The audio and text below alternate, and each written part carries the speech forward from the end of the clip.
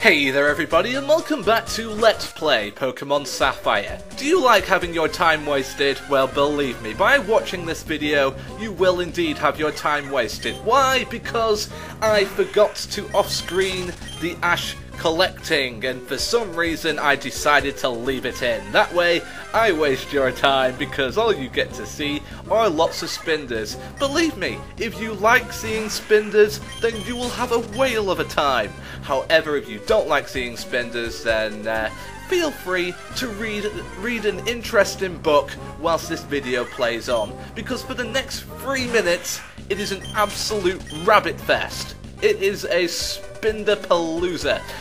But what you can get to see from this little pointless exercise, so to speak, is the different locations of the spots on different Spinders. I talked about, what were they called, personality values in the last episode, and how that gave Spinder something like 4 billion different variations. Well, you can see now that there are quite a few variations that we're actually meeting. However, I cannot hide the fact that I am wasting your time.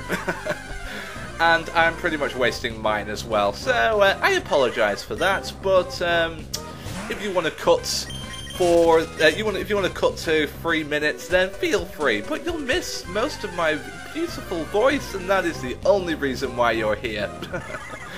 Oh well. But yes, we do see a lot of Spinders, and that ain't good, guys, because I'm pretty sick of Spinders roundabout now. I would use Repel, but I don't think I have one. No, I don't have one. I can't use a Repel because I don't have one. So if I did, then this would be slightly less painful, but, you know, I don't. And I actually feel happy, because I actually feel that I've got enough, but guess what? Have you collected the Ash that you need? No, of course you don't. Go out there and collect 44 more. Oh god, how can he say 44 more? Why couldn't it just be 4 more? Oh well. But yes, I go out and I collect 44 more, and I actually do pretty well until Sandshrew comes along to say hello. Hey Sandshrew, how you doing, buddy? Looking all cool and cute, waving the hand in the air, waiting for the high five. Don't leave Sandshrew hanging. Oh well, I should have 44 now, so let's go get our blue flute. If you remember me telling you in the last episode, you can collect a blue flute, which will help you cure sleep. Yellow cures confusion. Red cures infatuation. White, what did white do? White, oh god, let me think. Ups in the encounter rates, that's the one. And black lowers it. I always get black and white confused for some reason. But anyway, we do have the blue flute, so job done. We can now move on to the next town. Finally. And in the next town, I'll be teaching you a little bit about contests. Only a little bit, because I do have the contest video coming out later on in the LP. And also we're going to see just a little tiny bit of plot. We'll also collect some things as well, which will be nice. So stay tuned for that, guys. Finally, we're out of there. But into a new town, and this is Falabra Town. First of all, let's go to the Pokemon Center, because I want to use the computer. But hey, who the hell are you? Hello, yes, I am Dan. Who the hell are you? No, I don't use your computer, I'm sorry. No, you did not deduce this, because I've never used your computer. Oh, hey, Lynette. No, I don't use your storage system, I'm sorry, but I will visit you on Route 114, because I'm sure you have a lovely house. Yes, that is Lynette. She's like Bill from the previous games, because Bill created a box system where you can hold your Pokemon, your excess Pokemon. So did Lynette. So, they're the same, apart from the different genders, which is always nice. Now, what else did I do? I think I got some potions and super repels, yes, because I needed more repels and I couldn't be bothered facing more wild Pokemon, because I hate Spinders so much. To be honest, I don't really hate Spinders, it's just going through all of that Spinderlicious action there, it's just not good. So I bought 10, just in case I have to go for a cave or something. Now, are you ready? A little bit of plot's about to come up. Are you ready, guys? Do not blink or you will miss it. This is going to be a little bit of plot. We're going to learn what happens. What's up? Professor Cosmo went to Meteor Falls on Route 114 with some people from Team Aqua. Gasp! Why is he with Team Aqua? Oh well. Now here is the contest hall. This is the Super Rank Contest Hall. There are 4 contest halls: the normal, the super, the hyper and the master. Why have I not gone to a contest hall yet? Because in order to start doing contests we need to start at the normal, then move to the super, then to the hyper, then to the master. We haven't found the normal one yet. Now, what's a contest all about? A contest is it's an exhibition of your Pokemon, and it goes through 2 rounds: a popularity vote and an appeal vote. An appeal vote is where you use your Pokemon moves. I'm going to talk about the appeal vote first. Now you'll see there are some taglines next to each move. Wing attack is a cool attack, for example. Growl is a cute attack. These labels relate to the 5 different contest types: cool, cute, what were the others? Hold on, beauty, toughness and smartness.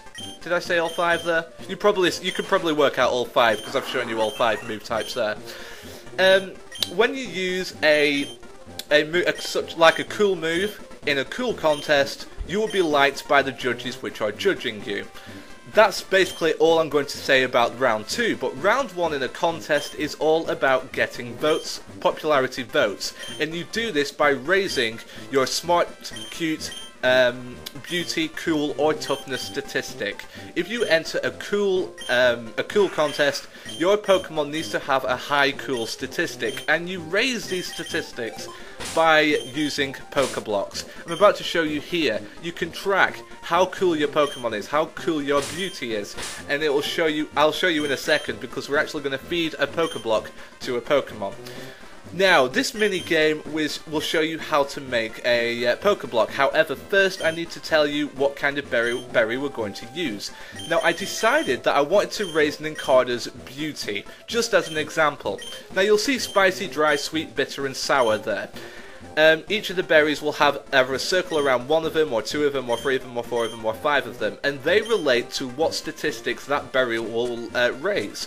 So, for example, a bitter berry will raise smartness, a sweet berry will raise cuteness, dry berry will raise beauty, a spicy berry will raise coolness, and a sour berry will raise toughness. Now what we're doing here is we're actually making the Pokeblock that we need. I chose a dry berry, therefore we will get a beauty Pokeblock which will raise beauty. All you need to do here is, as the arrow gets near your arrow there, you'll see my arrows in the top right hand corner, press the A button. Now, how well you do in this mini game will dictate how good the Pokeblock is, how much stat it will raise. The better you do, the better the Pokeblock that you'll make. And it will show you how good the Pokeblock is by level and feel. The higher the level number, which was 11, and the higher the feel number, which was something like 20, the more your beauty will be raised, or toughness, or whatever the Pokeblock that you made. Now, the other thing that you've got to remember is that some Pokemon will get a bonus from the Pokeblock that you make, depending on their nature. Now, I've only written 1 down here. I can't remember all the natures, but if you have a lonely Pokemon and you feed it a spicy Pokeblock, the coolness statistic will get a bonus added to it. It will raise more than if it was a different type, a different nature. And that's because it likes that kind. A lonely natured Pokemon likes spicy Pokeblocks. It doesn't like sour Pokeblocks though. So if you fed it a sour Pokeblock, it would do nothing. I'm going to explain all this again in a later video when we actually do a contest, but I just wanted to give you some kind of idea about what contests are about, because I've passed so many contest halls and told you about so many contests, and I've not given you any information about them. I suppose I should give you some now. But anyway, that kid just gave us Dig, and he's just told us that this guy, a fossil maniac, he was talking about Route 111. Yeah, there's fossils on Route 111, but yes, this guy, the fossil maniac, used the move Dig to create that hall. Yes, it's like Minecraft in his own house. Crazy. Dig is a 2-turn 60 based ground type move, which is much better than Mudshot. Well, not much better, it's only 5 base better, but it's a lot more accurate, and it does have its uses as well. Basically, when you use Dig, you will go underground for 1 turn so you can't be hit, and then you will raise up and attack on the 2nd turn. I like Dig, I'm a big fan of Dig, so I use it over Mudshot, so that's why I taught it to Marshtomp. But yes, that kid will give you Dig. We did pass the move Tutor House, but I'm I'm not going to explain that yet because this guy is about to give us TM Roar. Now, when you use Roar in a trainer battle, what it will do is it will switch the opponent's Pokemon. If you use it in a wild battle, however, it will make the opponent's Pokemon flee. That's all Roar is about. It doesn't do any damage. I don't like it, so I wouldn't use it. It's kind of useful in a Wi-Fi battle sometimes, or a competitive battle against your friends, however, not in a Pokemon playthrough. Oh god, so much explaining. Just quickly, the move tutor house that we passed, if you give the move tutor an item called a heart scale, he will be able to relearn one of your Pokemon a move that they have forgotten, or they don't currently have. And relax. If all of that was a blur about the contest thing, don't worry, I will be explaining it again later on in a more precise, a better explained contest video. I just thought that I should give you some information, just to keep you, just in case you've never played this game before. If you've never played this game before and you want to know about contests, I've given you a little taster, because we will be going through a contest later. Anyway, let's get back to the battle, because I've explained far too much and you don't care for it, probably. We do use Swellow, we do take out Lombra, because Lombra is a Grass-type Pokemon. Wing Attack will kill it in one, because Lombra is a Grass-type Pokemon and is weak to flying. Oh no, yes you did lose. Now this is the route where Lynette lives, so let's see if we can find her house. That's a double battle, by the way, and we do take it on.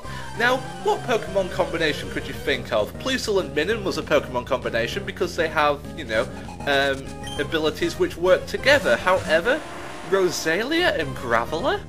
What's up with that? Oh well, the good thing is that Absorb will take out Graveler pretty much in one hit, and Wing Attack will probably take out Roselia in one hit as well, because they are both weak to the moves that I just said. So Wing Attack will destroy the Grass-type Roselia, and hopefully Lombra, who just leveled up, will be able to take out Graveler in one hit with Absorb. It is ×4 weak to it, being a Rock and Ground type. No, it survived! Core blimey! My mind has just been blown apart. It's crazy really, because Geodude starts with two arms and hands, and then Graveler gets an extra pair, and then when the Graveler evolves into Golem, it loses the extra hands. I don't get it myself, but hey, there's no logic in Pokemon. Swellow does get a level up though, which is always nice. What an amazing battle style! I just used 2 moves. Oh well. This is Lynette's house, by the way, as I show you. Let's have a look.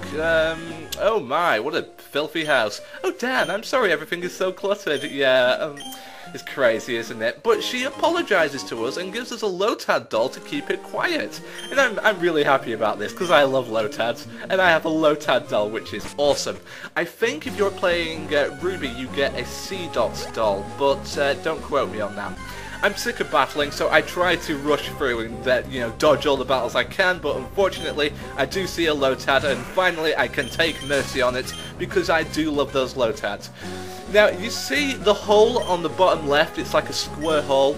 If you use Secret Power on that, it will create a base. That's the other type of base you can create. If you come up here, we'll find a protein, which will raise your attack statistic by a little bit. But I prefer to use them straight away actually, because if you use them late game on a Pokemon that you've trained throughout the whole game, they don't usually work. And if that's the case, I tend to sell them, because you can sell them for quite a bit. There is a battle that we do have to take on here, though. I tried to dodge it, guys, I really did.